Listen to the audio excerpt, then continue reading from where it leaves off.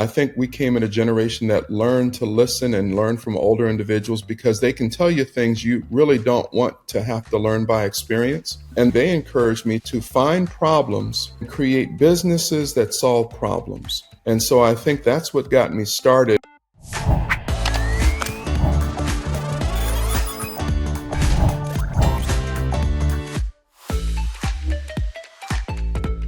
Hello and welcome to the Gross Profit Podcast. My name is James Kennedy. I'm the CEO and co-founder at ProcurementExpress.com. We take the hassle out of managing your organization spend without buying an ERP, but we're not here to talk about that today. Instead, I've got valued customer, Craig Patterson, Fractional CFO and all-star athlete as well. We're going to get into that. We're going to talk about Craig's career and how he works in particular with housing authorities based in the US. And yeah, we're going to get into a little bit of AI as well. So Craig, thanks very much for coming along. Maybe you could open us up by telling us something about you that maybe your colleagues don't know about you. Well, they do know that I'm the CEO of Patterson and Associates Consulting, but what they may not know, probably don't know, is that I did stand-up comedy in college and in playing football for the University of California, Berkeley, that because of our schedule and because sometimes games would have a funny way of happening, I had a lot of material. So Berkeley was a great source for material for comedy. And many people see me as always serious or either always joking, but they may not know that I did stand-up comedy and love clean stand-up comedy. Very good. I've been told that comedians,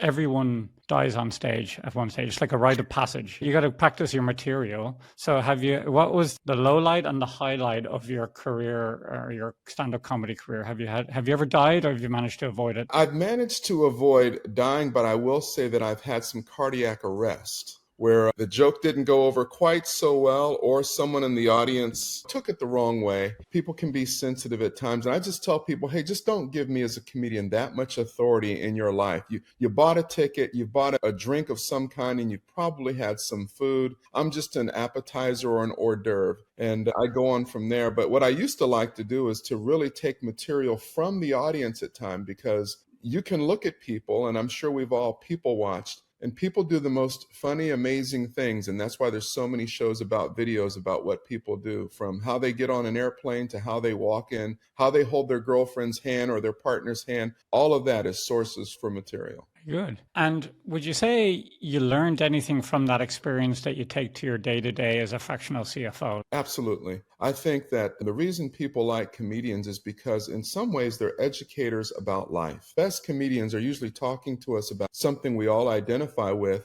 And when we laugh, we breathe. When we breathe, oxygen flows to the brain. And I think it's one of the best teaching tools to use in educating is to keep people breathing, nodding, smiling, laughing. And it's so much easier to absorb information in those environments. That's fascinating. You're right. I never thought about that before. Laughing is breathing. And maybe that's just why I feel so good. Maybe for the first time, you're letting go, right? You're just relaxing a little bit. Awesome. You've had an amazing career. And speaking of comedy bits, I say that only the best of the best get to come on to the Gross Profit Podcast. There's a long list of people. So you must have had an amazing career to make it onto the podcast. So tell us, you mentioned Berkeley, already a pretty top tier school. How did your education and your qualifications bring you to the point where you can call yourself a fractional CFO? I would say that what I learned at Bechtel around some very amazing people, some who went on to work in President Reagan's cabinet and some military advisors, we did a lot of projects all over the world.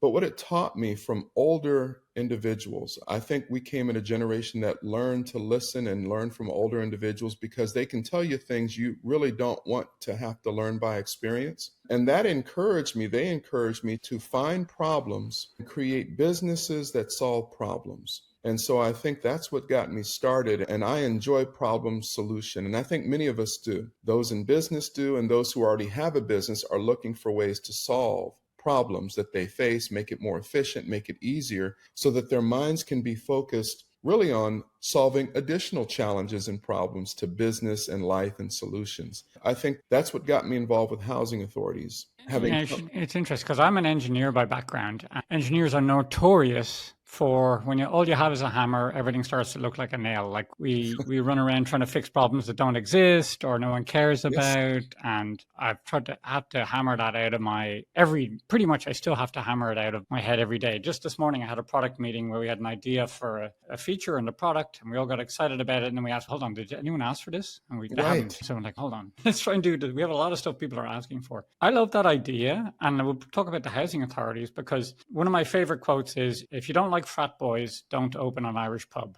And the idea is that yes, you should solve problems for people, but one step beyond that then is find people you like with problems and then Yes. solve their problems. And that's what I'm trying to transition to, is to go away from just solving a problem, but the next level is saying, okay, this group of people, I just like them. They're just nice. I like fixing problems for them. And if they have the problems and hopefully they have money, then go that way. Just before we get on to the housing authority, you mentioned Reagan cabinet. That's pretty exciting. You mentioned Berkeley. Tell me a bit about what was your experience with the Reagan administration, or how did you come into contact with those people and what did you learn from it? Mine was remote. And to clarify, in the San Francisco Bay Area where Berkeley is located, there's a corporation, Bechtel Corporation. And at the time, Bechtel Corporation is the builder of more of the nuclear facilities and Department of Defense type facilities around the country, from the Space Shuttle Assembly Building, which I had a chance to work on, waste isolation pilot plant in New Mexico, Jebel, Saudi Arabia. But my overseers and department heads were Caspar Weinberger and George Shultz, who went on to serve in Reagan's cabinet. And so that exposure to international vision, international understanding of construction projects and the complexities associated with crossing international borders was very exciting for me, especially at a young age. I was an engineer, also mechanical engineer, computer science major. Solving problems is, I understand exactly your analogy and I agree with it. Sometimes we want to solve problems that nobody's asked to be solved. We're a little ahead of the curve sometimes. And what would your career be most known for today so far? I would say my career would most be known for bringing high-end technology solutions to the common man's level, if you will, bridging that gap. Sometimes you meet with CEOs or business people and they want a smartphone, but they don't want to understand all the intricacies behind it. And I really like bridging that gap, telling this is what it solves, this is how and why. But everybody doesn't always want to know what engineers want to know about how something functions. Yeah, we had a discussion this week just about how everyone's worried about AI, and we're going to talk about that, and it's going to take our jobs. And our customer support head, Mariska, said, we all were worrying about it. Is there going to be software? Is SaaS going away? And Mariska popped her head up. She said, you know what, guys? I don't think our customers really care about AI. They're like there could be an orphanage in South Texas. It could be a housing authority. It could be a thing. It's like actually from the blocking and tackling they're dealing with every day. Really, we just have to try and send them home 10 minutes early. That's the main thing we have to do by taking the admin away. That's right. If you're doing that, the how is irrelevant. I'm sure they're going to still need us to be on the end of the phone and to be able to help them get implemented and stuff. Cool. So let me ask a bit about the housing authorities. First of all, maybe just I'm an idiot, which isn't a hard thing for me to take on. Explain to me, what is a housing authority? Why does it exist in the first place? Very good question. We know that in many countries during the Depression, right after the Depression, there was a housing shortage. People lost their jobs and were on the streets. So in the 1930s, here in the United States and actually around the world in a lot of different places, housing agencies or authorities, local authorities that would know how to put affordable housing in place for individuals who needed it. And while it's changed over the decades, so to speak, housing authorities are locally organized by local counties and cities in the United States, and they exist even in Asia and other countries, even in England and France and other places, to assist people who need housing, outreach to them, and connect them with social services and agencies that help support that housing until they can get up on their feet.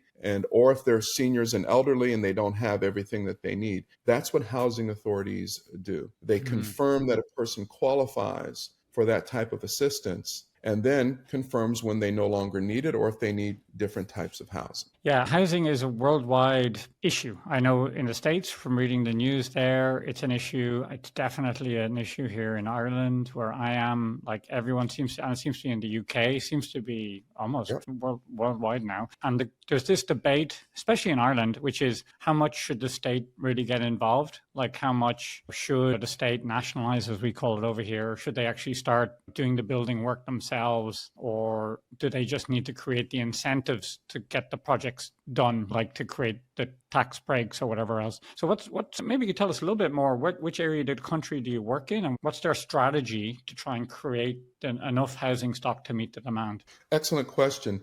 Yeah, we work throughout the United States, although we're located in San Antonio, Texas, primarily.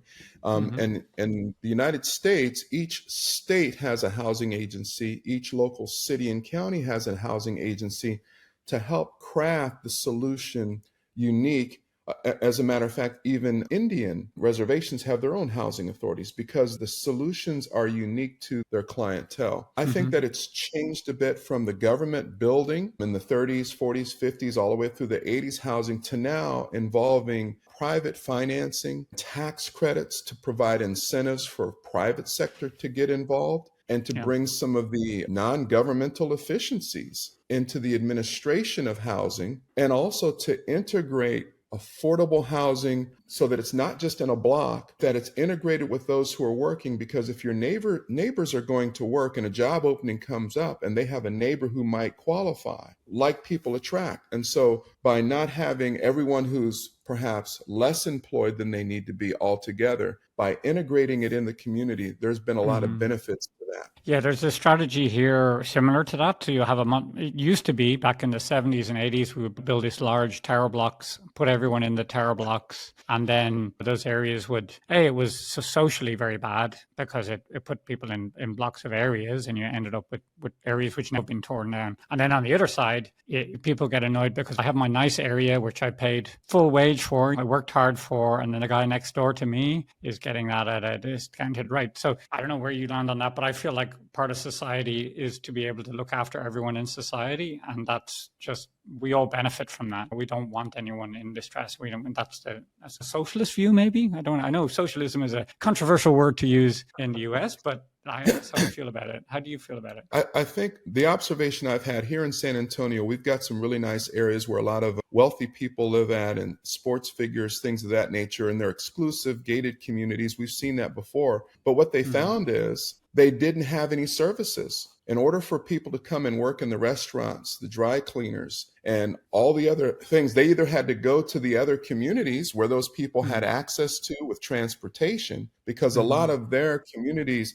had no public transportation because they wanted to have kind of an exclusive area. But I think what people are finding is that we all need and support each other. Each one of us has a role in making the community work. As a college student, I was a low-income person. I had very little income, if any. And so what would I do? I'd bus tables or do whatever I needed to do in order to, advance my education. But if those opportunities aren't close by, then I think that all communities are seeing that we rely on one another, whether we want to admit it or not. Yeah. I mean, there's controversies about the standard of housing as well. Like people say we're building small housing and so on, but you're right. Like you have different phases in your life. Most of us bus tables or did whatever, taught sports or did part-time jobs in our 20s and teenage years and 20s and sometimes into 30s. So it's not forever, right? So the important thing is you build enough, give people dignity and give people the housing. Exactly. So how did you become this is specialism for you? Is that true now? It's like just a group of people you really enjoy working with. Is that right? And how did you come to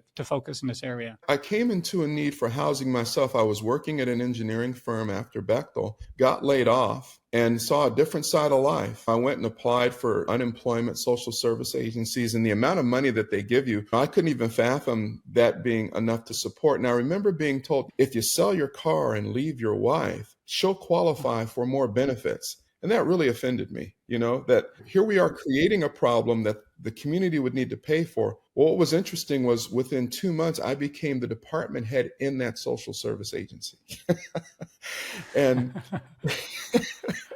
So was there a nervous realization when you walked in as the new boss, and you're like, hold on, was I nice to that guy last week? I don't know. I can't remember. You know what? I think it's like you always wonder how Superman could disguise himself as Clark Kent. When you walk in one way, they Right. see you as one way. But if you just put on some glasses and walk in a suit, you are an entirely different person. And That's so so interesting. there was no at first association till I picked up a few reminders and let them see that what they had said to me was actually a pattern. They thought they were helping the mother qualify for more benefit by having the husband leave, then get family unification benefits. Yeah, exactly. So I said, you know what? There's a problem here. Let me see what I can do with the skill sets that I have to help to make housing more affordable, more accessible, easier to operate, more efficient. And that's what got me into housing authority consulting, so to speak. Okay. So I love you've got that engineering background because I feel like that's a problem solving background, but then bring it into finance. When I started interviewing fractional CFOs, I thought we were the same, but I've learned that it's very different. I see them much more now as diplomats, or it's much more about the skill and art of communicating the truth. And the truth is in the numbers, and you can't hide them, but it's how you communicate them as the art and science. And then you've got that sort of problem solving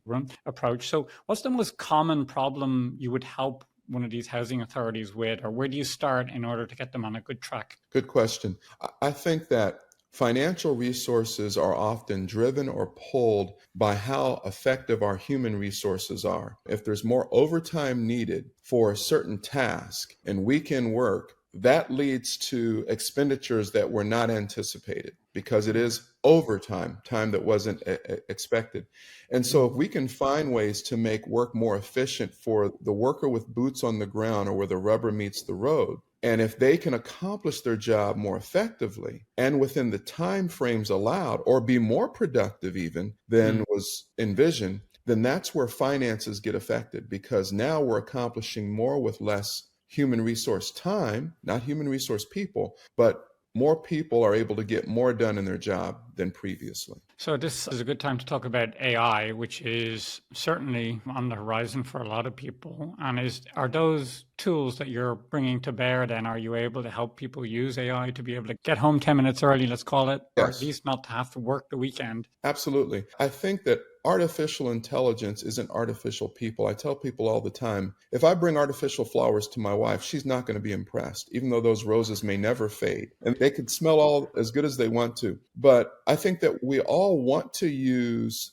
automation tools and resources to pull information. I don't want to get out of my car and open my garage. I don't want to have to remember and watch my toast to see how long it takes for it to brown. These are all examples of automations. What intelligence does, though, with artificial intelligence is it calls back to mind facts, figures, or information that we can use to make a decision now that would have taken thumbing through a file cabinet a whole lot longer. And so now my whole library or a worker's whole library of information can be at their fingertips to make a quicker, intelligent decision that they would have before had to look at many file cabinets or folders to make. So yeah, I think it is helping. Yeah, and I've found myself that actually I'm getting busier with AI because I can achieve more. There's things that I couldn't face. There's things that are just like, I should really go back in and clean up the CRM, or I should go back to our backlog of product suggestions from customers and try and figure out which ones, but it's just too overwhelming. But that stuff now is, okay, great. Let me just dump it in. We use Claude, dump it into Claude, and then it does the hard work and I just talk to it. I love just using the voice function on my phone. Exactly. I'll just say, hey, let's chat about this. And you have a chat about it and you can get, and the bad news is, or not the bad news is, but it creates way more work for me because I'm like, oh, now it's possible. I find myself so busy, but there's a lot more output and that relates to more value to our customers. So hopefully that's a payoff. So maybe you could talk a little bit about, you've been a customer, as I mentioned, and I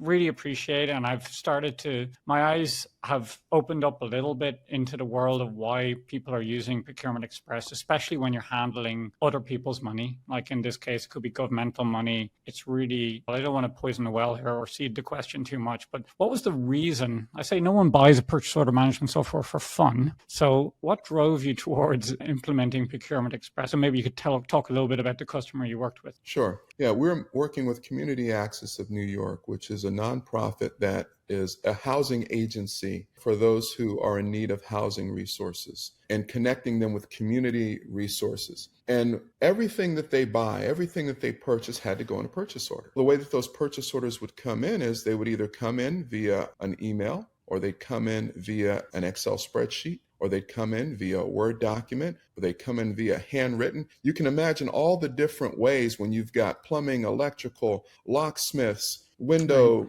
even utilities. And so now it comes to a person who has to put it on a purchase order, get it authorized. So now, not only did the original originator have to write it down, but now the person that it's funneled to has to write it down and transfer it into a system and get it categorized, then run it through authorization. And just like you mentioned with Claude, we were attracted to Procurement Express because that word express, what does the human no longer have to do that's one, already been done or partially been done? And so I think we can all agree that repeating work that's already been done, it would be like, I saw a video the other day of a guy shoveling dirt out of a dump truck, and the other guy was taking the dirt and shoveling it back in the dump truck, and you're going, what's wrong with this picture? And that's where Procurement Express has helped to reduce significantly the transfer time of getting data from one element into the other by making it available for both vendors and the agency to start the procurement in Procurement Express. Okay, so what I heard there was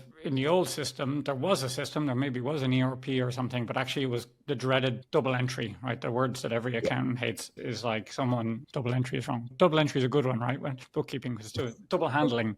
Right? So double handling where, yeah, people were writing their handwritten POs, then you had a dedicated person and their only job was taking these notes and these emails and whatever and retyping it into a different system, maybe a much bigger and expensive system oftentimes. And then why that person could be doing something far more useful than just like shuffling paper effectively. Can I ask a little bit about, just to peel back, they use purchase orders, and this might be, maybe it's self-evident, but why do government agencies, why do they need to use purchase orders where a lot of small businesses don't? This is not a huge business, $10-20 million business sometimes, or so why do they need to use purchase orders? Yeah, government agencies and agencies that use government funds are given those government funds because they have agreed to some type of terms of use. Now, if you and I go to the car wash and we go to the car wash and we see an air freshener there, we are the authority. It's our funds, it's our money. But when those funds are either of a private source or a government source,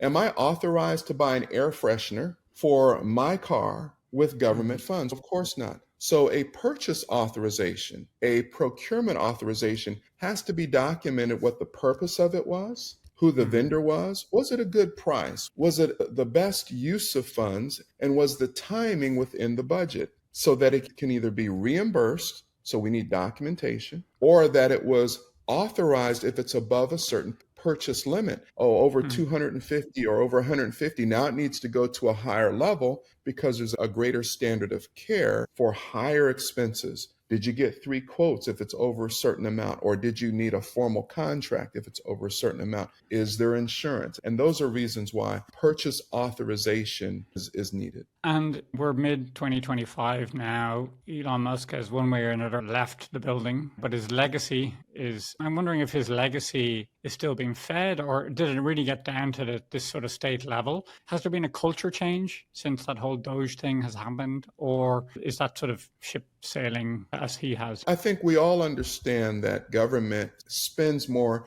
and I'll use this. If it's governmental, you can never produce exactly the amount you need. If you've ever had a wedding, if you have exactly the amount of cake or food that you need, something's wrong. There has to be a surplus just in case. We don't run our car until the tank runs dry and then we pull into a gas station. So I think that while there is government waste, it's waste because no one needed it. That's what we'd hope for. What we try to prevent is abuse. Right? And the government does hide certain expenditures that they don't want, that are secret, and they have to hide them somewhere. So that's the other reason why there's use.